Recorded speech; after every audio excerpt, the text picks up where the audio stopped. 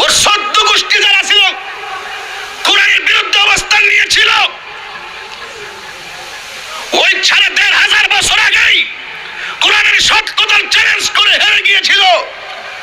কোরআন বিদ্বেষীদের ইতিহাস, হেরে যাওয়ার ইতিহাস, কোরআন প্রেমিকদের ইতিহাস, বিজয়ের ইতিহাস। কথা বলেন ঠিক কিনা?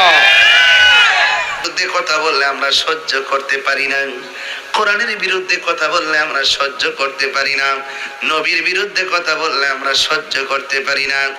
এই জন্য আমি ইন্টারিম গভর্নমেন্ট কেন সারা জনম বাংলাদেশ থাকবে হইতো, কিন্তু আমি বারবার দাবি করেছি এই দেশের মধ্যে একটা আইন করা হোক, যারা কোরআনের বিরুদ্ধে, নবীর বিরুদ্ধে, আল্লাহর বিরুদ্ধে কটূক্তি করে কথা বলবে সর্বোচ্চ শাস্তি আমরা চাই কি চাই না?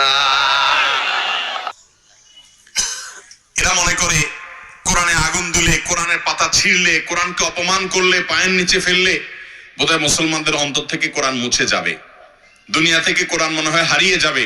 এরা জানে না কোরআনের প্রতি তাদের এই অবমাননা, এই অসম্মান মুসলমানদেরকে কোরআনের আরো কাছাকাছি নিয়ে যায়।